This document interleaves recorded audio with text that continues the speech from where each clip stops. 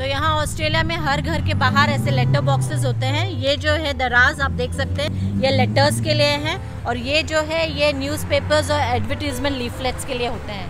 Hello friends, welcome back once again into our channel. Hope so you all are doing good. So today's video is going to be very informative. So please watch this video till the end. So friends, जैसे कि अपने भारतवर्ष में क्या होता है कि front और back में बाउंड्री होती है जो कि होती है ईंट की, प्लास्टर वगैरह करके उसे बड़ा खूबसूरत सा बनाया जाता है। लेकिन यहाँ पर ऐसा नहीं है, यहाँ पर इसे बोलते हैं फेंस। तो ये होती है तो टिन की या तो वुड की, और ये ऐसा नहीं कि बहुत कमज़ोर है, काफ़ी अच्छी स्ट्रांग होती है। तो लेफ्ट और राइट साइड और बैक साइड, तो यहाँ पर 3 घरों के साथ में ये साझा हो गई। तो इसका आधा पैसा हमारे नेबर देते हैं। इसकी आप देख रहे होंगे कि ये हाइट इतनी ही क्यों है, इससे कम क्यों नहीं है या इससे ज़्यादा क्यों नहीं। काउंसिल के अपने पैरामीटर हैं, हाइट कितनी होगी इस फेंस की वो भी काउंसिल ही डिसाइड करती है। किन्हीं खास परिस्थितियों में कुछ इससे ऊंची के लिए भी आपको अनुमति मिल सकती है, बट इन जनरल ये आपको इसी हाइट की मिलेगी। अब दूसरी चीज़ एक और मैं आपको बताऊं यहाँ पर बैकयार्ड में, कि आपको लगता होगा कि यहाँ के घरों में इतनी बड़ी बड़ी जगहें फ्रंट में और बैक में क्यों छूटी रहती हैं। तो पहले तो मैं बता दूं कि इनको कहते क्या हैं। तो ये जो पीछे हमारे घर के साइड में जगह होती है, हर घर के पीछे जगह होती है, इसको कहते हैं बैकयार्ड, और जो फ्रंट में होती है उसे कहते हैं फ्रंट यार्ड। प्लॉट का जो साइज होता है उसके अकॉर्डिंगली वो भी काउंसिल ही तय करती है कि आपका बैकयार्ड या फ्रंट यार्ड कितना बड़ा होगा। तो इसकी वजह से कंपल्शन है यहाँ पर कि आपको एक निश्चित साइज का बैकयार्ड छोड़ना पड़ेगा, और ऐसा नहीं कि आपने इतनी बड़ी जगह छोड़ दी खाली और इसको आप मेंटेन न करें। तो इसे मेंटेन भी करना पड़ता है। आप इसे पूरा सीमेंटेड भी नहीं कर सकते हैं, सीमेंटेड करने का वो एरिया भी काउंसिल निश्चित करती है। तो आपको 100% कुछ ना कुछ तो ग्रीन एरिया छोड़ना पड़ता है। वीडियो में अंत तक बने रहिएगा, हम और भी कई जानकारियां आप लोगों को देने वाले हैं। यहाँ पे एक और फैसिलिटी होती है हर घरों में। एक ही टैप आप देख रहे हैं, लेकिन गर्म और ठंडा पानी दोनों ही इससे आता है। गर्म के लिए आप यहाँ इस तरह इसे घुमा सकते हैं लेफ्ट में, और ठंडे के लिए आप राइट में इसको घुमा के ठंडा पानी आ सकता है। इसे सेंटर में ला के तो ये रूम टेम्परेचर का पानी आपको मिल सकता है। और ये है बाथटब, इसमें आप देख सकते हैं 2 टैप्स है, एक हॉट वाटर और एक कोल्ड वाटर का। तो ये फैसिलिटी अवेलेबल है 24 आवर्स हमारे किचन के सिंक में, बाथरूम के वॉश बेसिन में, बाथटब में और हमारे शावर में। तो चलिए मित्रों, अब बात कर लेते हैं ऑस्ट्रेलियन और इंडियन करेंसी के बीच में क्या फर्क है। तो पहली चीज, सबसे बेसिक फर्क तो ये है कि हमारे जो भारतवर्ष में नोट चलते हैं वो नोट चलते हैं पेपर के, जिनको आप चाहें तो फाड़ सकते हैं, पानी में अगर गिर गए तो खराब हो सकते हैं, या और अन्य कई माध्यमों से वो जल्दी खराब हो जाते हैं। पर यहाँ चलते हैं, देखिए ये प्लास्टिक के नोट होते हैं। इनको आप मोड़िए तोड़िए, कोई इनको फर्क नहीं पड़ता है, और ना ही ये पानी में डूब करके खराब हो सकते हैं। अगर आप कहीं कैरी कर रहे हैं, बारिश हो रही तो कोई फर्क नहीं पड़ता है। अब मैं जरा इन पैसों की भारतीय रुपयों में क्या कीमत है वो मैं उस वैल्यू को जरा बता देता हूँ।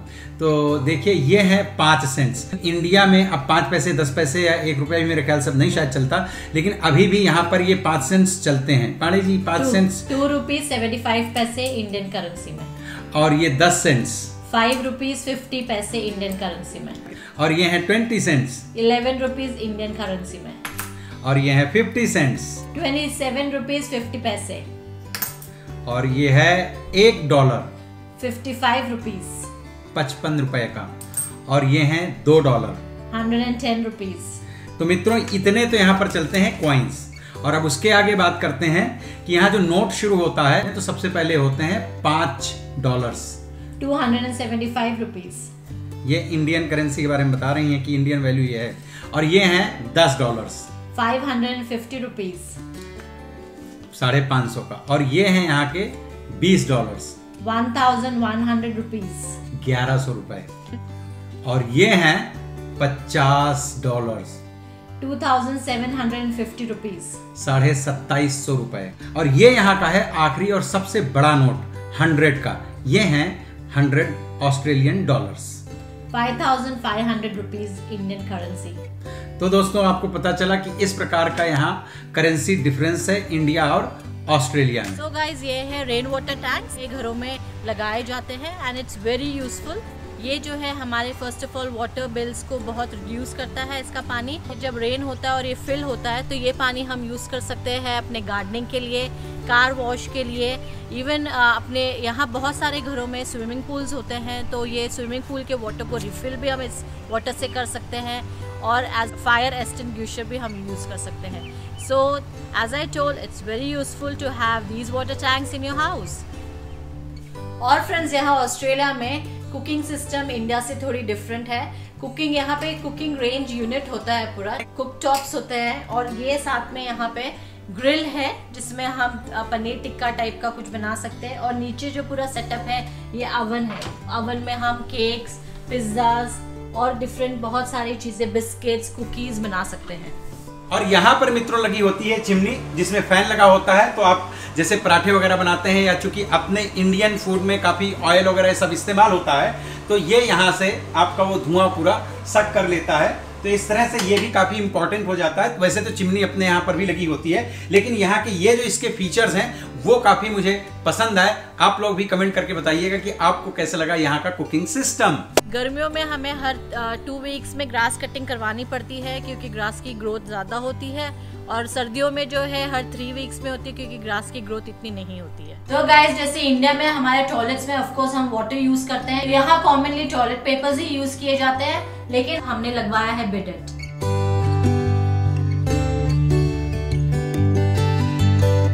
तो अब बात करते हैं जॉब्स की। ऑस्ट्रेलिया में जॉब्स के लिए यहाँ 2 सेक्टर्स है, private sector and government sector. अगर गवर्नमेंट सेक्टर में जॉब्स चाहिए तो you should be a PR, permanent resident of Australia, और अदरवाइज सिटीजन, तो उनको ही गवर्नमेंट सेक्टर में जॉब्स मिलती है। प्राइवेट सेक्टर और गवर्नमेंट सेक्टर की जो सैलरीज होती हैं वो सिमिलर ही होती हैं। पर्क्स की बात करें और लीव्स की बात करें तो वो भी सिमिलर ही होती हैं। उसमें भी हम प्राइवेट सेक्टर में अगर जॉब करते हैं तो हमें एनुअल लीव्स, सिक लीव, ये सब भी मिलती है। लॉन्ग सर्विस लीव भी मिलती है प्राइवेट सेक्टर में। और जॉब यहाँ पर 3 तरह की होती हैं। एक फुल टाइम परमानेंट, उसे बोलते हैं फुल टाइम परमानेंट, और दूसरा होता है कैजुअल, और तीसरी होती है पार्ट टाइम परमानेंट। तो पार्ट टाइम परमानेंट जब किसी कंपनी में आप ज्वाइन करते हैं तो इसका मतलब ये होता है कि आपको कम से कम 20 घंटे वो वीक में काम मिलेगा ही मिलेगा। कैजुअल ये थोड़ा सा डिफरेंट होती है कि कैजुअल में कितने घंटे मिलेगा ऐसा कुछ कोई गारंटी नहीं होती कंपनी की तरफ से, लेकिन इसमें थोड़ी सी सैलरी ज़्यादा होती है, 20-25% के आसपास आपको घंटे का रेट इसमें मिलता है। तो यहाँ ऑस्ट्रेलिया में मिनिमम वेज रेट्स होते हैं जो फेयर वर्क ऑस्ट्रेलिया डिसाइड करती है। उससे नीचे कोई भी एम्प्लॉयर अपने वर्कर्स को वेजेस नहीं दे सकते। यहाँ प्राइवेट सेक्टर्स गवर्नमेंट से भी बेहतर सैलरीज देते हैं। यहाँ जो PR परमानेंट रेजिडेंस वीजा वाले होल्डर्स होते हैं वो गवर्नमेंट के कुछ सेक्टर्स में उनको जॉब्स मिल सकती हैं, सभी में नहीं। जैसे या आर्मी है, यहाँ की नेवी है, एयरफोर्स है, या इस तरह के जो क्षेत्र हैं उसमें केवल और केवल सिटीजन्स को ही वो जॉब मिलती है। आप प्राइवेट सेक्टर में हैं या गवर्नमेंट सेक्टर में हैं, आपको सुपर एनुएशन मिलता है। सुपर एनुएशन का मतलब है आपका ओल्ड एज पेंशन। तो जो भी आपकी ग्रॉस सैलरी है उसका 10.5% आपको सुपर एनुएशन आपके एम्प्लॉयर पे करते हैं। और दूसरा एक बहुत ही इम्पोर्टेंट चीज़ यहाँ है, उसको कहते हैं वर्क कवर। वर्क कवर का मतलब है हर एम्प्लॉयर वर्क कवर इंश्योरेंस लेते हैं। अगर आप जॉब पे रहते हुए आप इंजर्ड हो गए तो आपको वर्क कवर से आपकी सैलरीज मिलती रहेगी जब तक कि आप ठीक हो करके दोबारा जॉब ज्वाइन नहीं कर लेते। आपका पूरा ट्रीटमेंट फ्री होगा। बाकी की भी कई चीज़ें हैं आपको उस इंश्योरेंस से जो कि एम्प्लॉयर लेता है अपने एम्प्लॉयज़ के लिए, उससे फुलफिल की जाती हैं। तो ओवरऑल ऑस्ट्रेलिया में जॉब करना काफ़ी अच्छा है। यस, हार्ड वर्क यहाँ पर करना पड़ता है। तो यहाँ ऑस्ट्रेलियन घरों में 3 टाइप के बिन्स होते हैं, रेड, येलो एंड ग्रीन। तो रेड में हम जो नॉर्मल रबिश होता है डेली रूटीन का वो डालते हैं। येलो में हम रिसाइकलिंग जैसे कि बॉटल, प्लास्टिक बॉटल्स, कैंस और कार्टन्स डालते हैं। और ग्रीन जो है उसमें कटिंग के बाद ग्रास डाली जाती है और जो प्लांट्स हम ट्रिमिंग करते हैं वो डाले जाते हैं। यहाँ हर एरिया में, हर सबब में बिन कलेक्शन के डेज होते हैं। जैसे हमारा है वेडनेसडे मॉर्निंग, तो हम ट्यूसडे नाइट को बिन्स निकाल के है ना बाहर रख देते हैं। बिन्स कैसे फुटपाथ पे रखा जाता है उसका भी एक तरीका है रखने का। तो इस ऑर्डर में रखा जाता है। आप देख सकते हैं कि व्हील्स यहाँ इसके पीछे है और ये यहाँ पे ऐसे ओपनिंग इसका फ्रंट में है। फिर ट्रक्स आते हैं वो ऑटोमेटिक होते हैं, तो इनको उठा के वो अपने ट्रक में इस तरह से डाल देते हैं। तो मित्रों चलिए अब आपसे बात कर लेते हैं ऑस्ट्रेलियन मिल्क के बारे में। पहली चीज तो मैं बता दूं, यहाँ बहुत टाइप्स के जो हैं मिल्क मिलते हैं। अपने यहाँ जैसे प्लास्टिक की थैलियों में मिल्क मिलता है, यहाँ पर ऐसा नहीं है। यहाँ मिलता है इस तरह के कैंस में। अब ये 3 लीटर की फुल क्रीम की बॉटल है और इसका प्राइस है $5.5 का। ये 3 लीटर दूध है, तो 1 लीटर लगभग 100 रुपए के हिसाब से पड़ा। मैं आपको सिडनी का रेट बता रहा हूँ, हो सकता है ऑस्ट्रेलिया के किसी दूसरे और स्टेट में रेट्स कुछ और हों, लेकिन न्यू साउथ वेल्स सिडनी में रेट्स ये हैं। चॉकलेट मिल्क है और ये भी $5.5 का है, लेकिन ये 2 लीटर ही है। ये थोड़ा सा महंगा है क्योंकि ऑफ कोर्स इसमें फ्लेवर है। इस तरह के प्लास्टिक कैंस में जो मिल्क आता है उनकी ज्यादातर लाइफ 8-10 दिन की होती है। इसमें डेट मेंशन होती है, तो आपको उस मेंशन डेट के पहले इसको खत्म कर लेना होता है। अब ये आप देखिए, ये इसका जो ढक्कन है वो लाइट ब्लू है और इसका डार्क है, तो ये फुल क्रीम है, इसकी वजह इसका जो है तो डार्क ढक्कन है। और ये लाइट मिल्क है, जो लोग हेल्थ कॉन्शियस हैं उनके लिए ये मिल्क अच्छा होता है। ये पिंक मतलब थोड़ा सा फीमेल टाइप का, वैसे फीमेल और मेल का इसमें कोई चक्कर नहीं है, लेकिन ये स्किम मिल्क है। और ये देखिए ये बकरियों वाला दूध है। यस दोस्तों, यहाँ पर ये बकरी का दूध भी मिलता है। गोट $6 था, बाकी 3, ये सब 3 है। तो $6 का मतलब हो गया 330 रुपए के आसपास का। ये 1 लीटर बकरी का दूध है। बकरी का दूध ज्यादा महंगा है। ये है राइस मिल्क, ये भी 1 लीटर का है। अच्छा, ये मिल्क जो है ये लॉन्ग लास्टिंग है, तब तक ही इसे ज्यादा दिन रख सकते हैं जब तक कि आप इसका ढक्कन नहीं खोलते। ढक्कन अगर आपने खोला तो फिर आपको एक सर्टेन टाइम पीरियड के अंदर इसको खत्म करना होता है। और उसके बाद में ये आता है सोया मिल्क। ये तो खैर बहुत पॉपुलर है, हर जगह मिलता है। और जो सबसे अच्छा मुझे लगता है, टेस्ट में नहीं सेहत के हिसाब से, ये है देखिए जौ का मिल्क। जौ समझते हैं ना, और ये $3 का है, लगभग 160 रुपए लीटर का है जौ का दूध, लॉन्ग लास्टिंग। और ये $1.90 का है और ये भी इंडियन रुपीज में लगभग 100 रुपए का है। तो इस प्रकार से यहाँ और भी बहुत तरह के दूध आते हैं। मित्रों, अगर आप हमारे चैनल में फर्स्ट टाइम आए हैं तो प्लीज हमारे चैनल को सब्सक्राइब जरूर कीजिएगा, वीडियो को लाइक कीजिए और एक कमेंट कीजिएगा। आप बताइएगा कि आज की आपको ये सारी इंफॉर्मेशंस कैसी लगी। यहाँ पर ज्यादातर घर आपको अंदर से व्हाइट कलर ही किए हुए मिलेंगे। सीलिंग भी व्हाइट ही होती है, दरवाजे भी आप देख सकते हैं पीछे मेरे, वो भी व्हाइट ही हैं। ऐसा नहीं कि 100% घर व्हाइट ही कलर किए जाते हैं अंदर से। आप जब व्हाइट कलर कर लेते हैं तो घर थोड़ा सा ब्राइट और बड़ा दिखाई देता है। ये है हमारा डिश वॉशर। यहाँ ऑस्ट्रेलिया में बहुत ही कॉमनली लोग यहाँ यूज करते हैं। अब तो इंडिया में भी बहुत कॉमन हो गया। इसे किस तरह से यूज करते हैं मैं आपको बताती हूँ।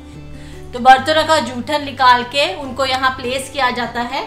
और ये है डिश वॉशर टैबलेट का प्लेस, जहाँ पे हम डिश वॉशर टैबलेट रख के और इसे बंद करके एक सर्टेन डिग्री में लगा देते हैं और कुछ ही मिनटों में इसमें से नीट एंड वार्म बर्तन हमारे आ जाते हैं। तो मित्रों, उम्मीद करते हैं कि आपको आज का वीडियो पसंद आया होगा। तो प्लीज इसी तरह से हमारे वीडियोस को देखते रहिए, चैनल को सब्सक्राइब कर लीजिए और एक लाइक कीजिए, कमेंट कीजिए और बेल आइकन को प्रेस कर लीजिए। मिलते हैं फिर किसी दूसरे वीडियो में इसी तरह से बहुत सारी इंफॉर्मेशंस के साथ में। Take care, bye bye.